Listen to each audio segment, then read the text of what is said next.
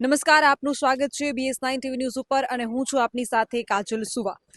જેવી રીતે ખેડૂતોને કમોસમી વરસાદને લીધે જે હેરાનગતિ થઈ છે અને માર્કેટિંગ યાર્ડોની હાલમાં જે સ્થિતિ છે, ખેડૂતો પલળેલી મગફળી લઈ અને માર્કેટિંગ યાર્ડમાં વેચવા આવી રહ્યા છે। ત્યારે આજે જૂનાગઢમાં ખેડૂતોની સભા છે। પરેશ ગોસ્વામી દ્વારા ખેડૂત સભાનું આયોજન કરવામાં આવ્યું છે અને ક્યાંક ને ક્યાંક ખેડૂતના દેવા માફને લઈને રાહત પેકેજ જે જાહેર થયું છે એમાં ક્યાંક ને ક્યાંક નારાજગી પણ ખેડૂતોની જોવા મળી રહી છે।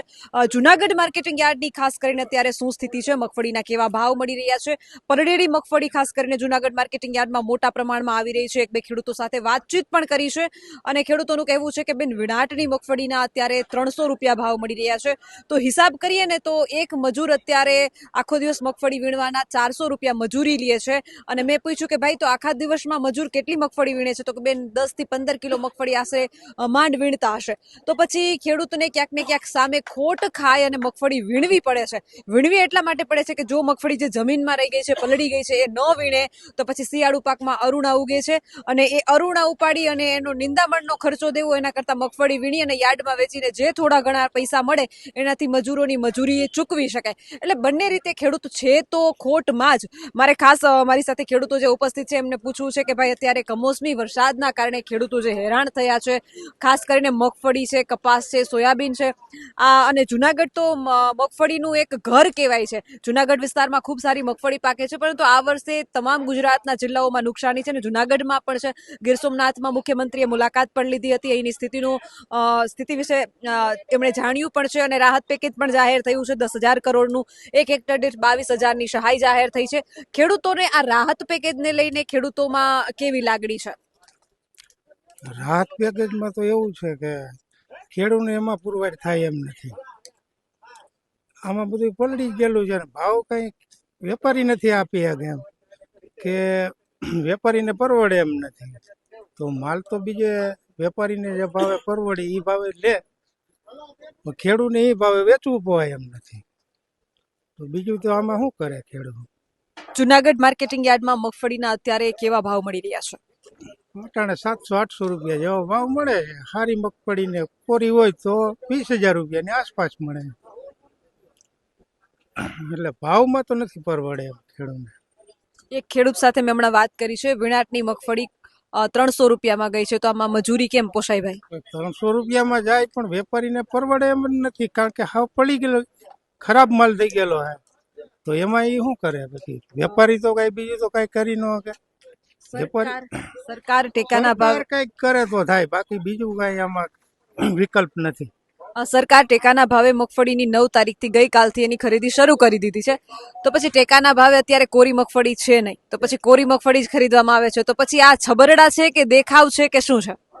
કોરી તો કોઈને છે જ નહીં, ભાગ્યે જ કોરી મળે છે, બાકી છે જ નહીં તો ક્યાં લેવા ક્યાં જવાની? તો પછી પલળેલી મગફળી સરકારને ટેકાના ભાવે લેવી જોઈએ? એને લેવી જ પડે, સમજે તો લેવી પડે, નો સમજે તો શું કરવાનું? પછી ખેડૂતો બીજું તો શું કરે? બીજું તો એનું કઈ હાલવાનું નથી, એ તો મજબૂર છે ખેડૂત। તો એને તો બીજો ઉપાય જ નથી, એને તો અત્યારે પૈસાની જરૂર છે, તો એ શું કરવાનું? 5 દિવસ, 10 દિવસ, 20 દિવસ એને તો વેચવું જ પડવાનું છે। તો બીજું તો એ શું કરે? એટલે એ વસ્તુ સરકારને જોવાની રહ્યા। બાકી વેપારી તો એના ભાવે ખરીદે, પણ માલ સારો હોય તો વેપારી ખરીદે ને। હું એમ તો માલ જ નબળો છે તો વેપારી શું કરે? એવી પરિસ્થિતિ જ ઊભી થઈ છે। તો એમાં સરકારને ધ્યાન દેવું પડે, એમાં વેપારી કઈ ન કરી શકે। અને ટેકાના ભાવે 125 મણ મગફળીને લઈને પણ ખેડૂતોમાં રોષ છે। એ તો રોષ રહેવાનો જ છે। એનું કારણ શું છે? 125 મણમાં કઈ થાય નહીં, ખેડૂતને કઈ થાય નહીં। 200 મણ ની આસપાસ ખરીદે તો કઈ ખેડૂત સધર થાય, બાકી તો આમાં કઈ વિકલ્પ નથી। તમારા મત મુજબ ટેકાના ભાવે કેટલા મણ મગફળી ખરીદાવી જોઈએ? 200 મણ તો કમસે કમ ખરીદાવી જ જોઈએ। આજે પરેશ ગોસ્વામી દ્વારા જુનાગઢમાં બિન રાજકીય ખેડૂત આંદોલન થવા જઈ રહ્યું છે, એના વિશે શું કહેશો? એ તો બરાબર જ છે, એ કરે એ બરાબર છે અને એ વ્યાજબી છે। ખેડૂત માટે એવા લડવા વાળા યોદ્ધા હોવા જ જોઈએ, નકર ખેડૂતનો કોઈ ઉપાય છે નહીં। કોંગ્રેસ દ્વારા પણ 11 જિલ્લાઓને રેલી કાઢવામાં આવી છે ખેડૂતોને લઈને। કોંગ્રેસ ને એ બધું જવા દો, એનું કઈ જોવાનું, એ તો પાર્ટી કહેવાય। આને તો કોઈ પાર્ટી નથી, પરેશ ગોસ્વામી એ તો કોઈ પાર્ટીમાં છે નહીં, એટલે એ બિનસ્વાર્થી લડે છે, એ બરાબર છે। બાકી તો કોઈ ઉધાર છે નહીં। તમે જવાના છો? હા, જવાનું જ ને, જવાનું એટલે આગળ જવાનું, હમણાં જ જવાનું. જવું જ પડે ને, ખેડૂ નો જાય તો બીજું કોણ? ખેડૂ માટે લડે છે તો ખેડૂત જાય ને. ઓલા ભાઈ ને આપો છો, ઓલા ભાઈ ને. એ આપણા હારું થઈને કરે છે, બરાબર? તો એમાં મજૂરી કિને દેવી? પરેશ ગોસ્વામીએ ચોખ્ખું કીધું કે બિન રાજકીય આંદોલન છે. એ કરે છે એ બરાબર જ છે, એનું સાચું જ છે. અને એ આ ખેડૂ હારું જોડે છે ઈ. અને એનો અધિકાર છે ને. અને આ તો જોડે, એ તો બરાબર છે, નકામું જ છે ને. એક સમયે પરેશ ગોસ્વામી સાહેબનું નામ પણ કોઈ પાર્ટી સાથે જોડાયું હતું અને અત્યારે પાર્ટીનું આંદોલન નથી એમ કહીને ખેડૂતો માટે લડે છે, તો શું કહેશો? એ તો સાચું જ છે ને, ખેડૂ હારું જોડે છે પરેશ ગોસ્વામી. બસ એ જ માગ છે. અને બીજી ઘણી પાર્ટીઓ પણ અત્યારે ખેડૂતોને વારે આવી છે. આમ આદમી પાર્ટી છે, કોંગ્રેસ છે, 11 જિલ્લાઓમાં રેલી કાઢી રહી છે. તો અત્યારે ખેડૂતોને તમને શું લાગે છે ખેડૂતોને, કે ખેડૂતોને વારે આવ્યા છે કે બધા પોતપોતાના રોટલા શેકવા માટે અત્યારે ખેડૂતનો ફાયદો ઉઠાવી રહ્યા છે? એ ખેડૂતનો ફાયદો ઉઠાવે અટાણે. અટાણે શું એને તો દોડવું છે, મત હારું છે. બીજું તો શું આમ કઈ. કોઈ એક સારા એવા રાજનેતા જે ખેડૂતો માટે કામ કરતા હોય, એક નેતા. એ તો ખબર નહીં. ખેડૂતો માટે કામ કરતા હોય એવા સારા એક રાજનેતા, ઈ ગોપાલ ઇટાલિયા. એનું કારણ શું? એનું કારણ શું છે કે એમાં એ ક્યાંય ખેડૂત સિવાય બીજે ક્યાંય કોઈ ખોટા ઉપયોગ થયેલ નથી, બરાબર છે? કોઈ ખરાબ કામ નથી કરેલું એની, એવી ગેરંટી અમે લઈ. કિસાનને પડખે ઈ ઉભો છે. ઉભો છે, હા. કિસાનને પડખે એ ગોપાલ ઇટાલિયન ઉભો છે. એનું ફાયદા માટેનું છે. તમે કોઈ રાજનેતા, અત્યારે કૃષિ મંત્રી છે, પણ કોઈ સારા એવા રાજનેતા, કોઈ તમે જેને કૃષિ મંત્રી જોવા માંગતા હો? કૃષિ મંત્રી અમે કોઈને જોવા માંગતા જ નથી. આમાં આ સરકારે કર્યું હું નવું કોઈ વસ્તુ કરી હોય તો એમ કે ને, રોડ રસ્તા કર્યા હોય તો એમ કે રોડ રસ્તા કર્યા. ખાલી આ તો એમને કર્યું છે કે વાહ વાહ જેવું, બીજું કઈ છે નહીં. અને હળદળમાં જે ખેડૂતો સાથે, ખેડૂતોની સભામાં જે ખેડૂતો સાથે વર્તન થયું, અત્યાચાર થયો, લાઠીચાર્જ થયો, એક ખેડૂત તરીકે તમે શું કહેશો? એ દ્રશ્યને તમે કઈ નજરથી જોવો છો? એમાં સરકારે કાંઈ ધ્યાન આપ્યું નથી, બરાબર? અને એની જે પોલીસ વાળા કે જે દમન કર્યું ને, એ તો બહુ એનો ખરાબ રીતે કર્યું. ખેડૂત માટે લાઠી ને એ તો બહુ ખરાબ કર્યું. એ કામ તો બહુ ખરાબ થયું છે. ખેડૂને એમાં ખેડૂત શું કરે? ખેડૂતનો કોઈ વાંક નથી એમાં. બીજું શું કહેવાનું એમાં? અને હજી ઘણા ખેડૂત છે જે જેલમાં છે, એમના વિશે શું કહેશો? જેલમાં છે એ તો બાબત અલગ છે, એમાં આપણે કઈ કહી શકીએ નહીં, બરાબર? એટલે એ છોડી દેવા જોઈએ, પણ આ સરકાર નથી એમાં ધ્યાન દે એમ. એટલે એ ભૂલ છે થોડીક. પણ એ ખેડૂત અવાજ નથી ઉઠાવતા, એટલે આ બધું બને છે. અવાજ એકતા નથી ને, એના માટે આ પ્રોબ્લેમ ઊભા થાય છે. બાકી ખેડૂત એકતા થાય એટલે સરકાર ઝૂકી જાય, એ પાકું.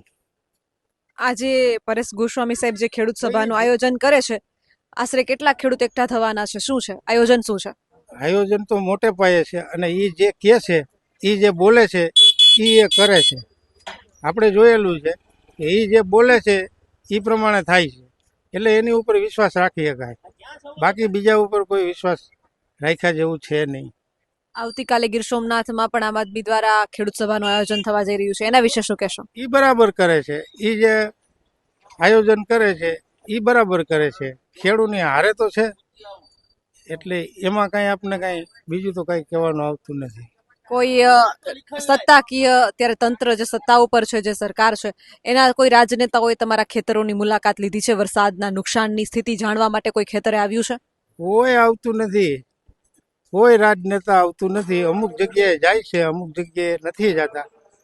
એટલે ગોપાલ ઇટાલિયા એવી વસ્તુ છે કે એ બધી જગ્યાએ ઈ પુરવાર કરી શકે એવું આપને દેખાય છે. ક્યાંક ને ક્યાંક આક્ષેપો એવાય થઈ રહ્યા છે કે અત્યારે ખેડૂતોના મદદના બાને બધા જ રાજનેતા પાર્ટીઓ પોતાના રોટલા શેકી રહી છે, સમયનો લાભ ઉઠાવી રહી છે અને 2027ની તૈયારીઓ કરી રહી છે. તો શું તમને લાગે છે આ આંદોલનો 2027ની તૈયારીઓ છે કે ખરેખર આ પાર્ટીઓ ખેડૂતને વારે આવી છે? પાર્ટીની વાત અલગ છે.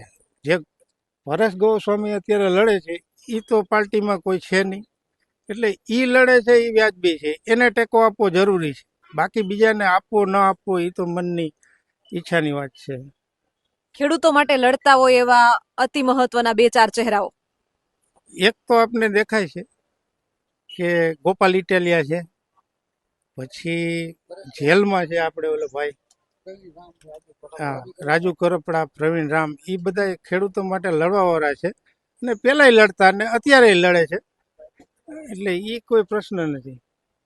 બાકી બીજા પાર્ટીમાં ખરાબ તો હોય જ, પાર્ટી પ્રમાણે એમાં બધાય સારા માણસો હોતા નથી, એટલે ભાજપના એક રાજનેતા જે ખેડૂતો માટે લડ્યા હોય, ખેડૂતોને કામ આવ્યા હોય, એમાં કોઈ લાગતું નથી આપને. કોઈ નહીં. નહીં, કોઈ બોલે તો ખબર પડે ને કે આ ખેડૂત માટે બોલ્યા. ખેડૂત લક્ષી એ કોઈ નેતા નથી. કોઈ કયો કે આ ખેડૂત, એને ખાલી એમ કરવાનું છે વિકાસ વિકાસ, પણ વિકાસને નામે જીરો છે, અને બાકી એમ કહે કે વાહ વાહ જેવું બીજું કઈ ખેડૂતનો નેતો જ નથી. આમ આદમી પાર્ટી દ્વારા ખેડૂતો માટે આંદોલન થઈ રહ્યા છે. એક જ ગોપાલ ઇટાલિયન છે કે એ ખેડૂતને પડખે અત્યારે ઉભો છે, સુખ દુઃખ ને ભાગીદાર બને છે, બાકી કોઈ છે નહીં. અને બાકી કોઈ અત્યાર સુધીમાં આવડું થયું, એક પણ ભાજપનો નેતો જો ક્યાંય ગામડે જાય અને ખેતરોનો તપાસ કોઈનો ક્યાંય કર્યો હોય એવો એક રેકર્ડ કઈ બતાવો. મુખ્યમંત્રી સોમનાથમાં આવ્યા હતા. સોમનાથ આવીને શું એમાં કરે? મંદિરના દર્શન ફોટા પાડવા આવ્યા હોય, દર્શન કરીને વયા જાય, એને ત્યાં કે ખેતરમાં નથી ગયા. એક રાજનેતાનો ફોટો સોશિયલ મીડિયામાં વિડીયો વાયરલ થયો હતો કે ખેતરમાં જઈને ફોટા પડાવતા હતા અને હાથમાં એને દુર્ગંધ આવતી હતી. આથી દુર્ગંધ તો આવે ને, ત્યાં ગંધાતું હોય તો હું દુર્ગંધ નો આવે ને શું આવે? દુર્ગંધ જ આવે ને, બીજું કઈ ન આવે બેન, એ તો એ જ આવે. હવે 2027માં તમે કોણ સારો એવો રાજનેતાનો ચહેરો જોવા માંગો છો? હવે એમાં તો હજી આગળ કેમ ખબર પડે કયો નેતા નીકળે, કઈક ખેડૂતનો લક્ષી માણસ નીકળે એ થાય. ખેડૂતનું હિત કરશે એ આવી. મગફળીનો ભાવ કેટલો જોઈએ તમારે? એક મણનો કેટલો હોય તો પોસાય? ત્યારે મગફળીનો કમસે કમ 2000 રૂપિયા હોય ને તો આ એક વર્ષ 6 મહિનામાં 500 રૂપિયા તો ખાતરની ઠેલીએ ઘાલી દીધા. એક ખાતરની ઠેલીએ 500 રૂપિયા, તો એ ખેડૂતને બોજો નથી? તો આ માંડવીનો અત્યારે 600 ને 700 ને 800 રૂપિયા આવે, લઈ શું લે ખેડૂત? નુકસાની કરે. મજૂરીના પૈસા નથી ખાતા બેન ખેડૂતોને. અત્યારે 500 રૂપિયા દાળિયાની મજૂરી છે અને વીણવાની માંડવી આવે છે એના 700 રૂપિયા મેક્સિમમ થાય છે. 300 રૂપિયા ભાવ મળ્યા હમણાં એક ખેડૂત સાથે, હમણાં જ મેં વાત કરી છે. હા, એટલે 300 થી 700 રૂપિયા મેક્સિમમ વીણવાની માંડવીનો ભાવ છે. મજૂરી એક દાળિયાની કિંમત સાંજે મજૂરી 500 રૂપિયા ખેડૂત ચૂકવે છે અને વીઘે ઓછામાં ઓછી 3 ગુણી માંડવી ખરી આ વર્ષે. હવે 3 ગુણી માંડવી વીણવા માટે ઓછામાં ઓછા 6 મજૂર જોઈએ. કઈ રીતે પરવડે ખેડૂતને? અને કોઈ પણ પાર્ટી આવે, ખેડૂતની હિત ઈચ્છનારી પાર્ટી આવશે એ જ આ ગુજરાત ઉપર શાસન કરશે. કોઈ પણ પાર્ટી હોય, ભાજપ હોય, આમ આદમી પાર્ટી હોય કે કોંગ્રેસ હોય, ખેડૂતનું અત્યારે કોઈ પણ વ્યક્તિ નથી. એકય પાર્ટી ખેડૂતનું હિત ઈચ્છતી નથી, નકર આ પોઝિશન ન હોય.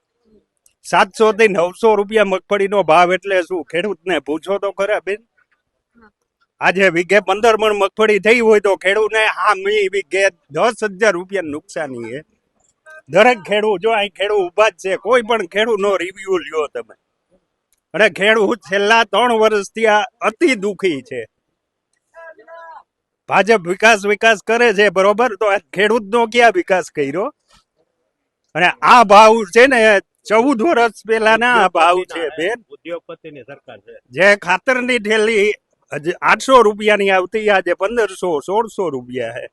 ને મગફળી તેથી આજથી 13 વર્ષ પહેલા 1200 રૂપિયામાં મગફળી જતી હતી. આજે મગફળી 900 રૂપિયા મોસ્ટ ઓફ જાય, 70%. આજ ખાતરની બેગનો શું ભાવ ખેડૂત ચૂકવે છે? 1800-1900 ખાતરની બેગના ભાવ છે. કેમેરામેન રાજેશ જોશી સાથે હું કાજલ સુવા, માર્કેટિંગ યાર્ડ, જુનાગઢ.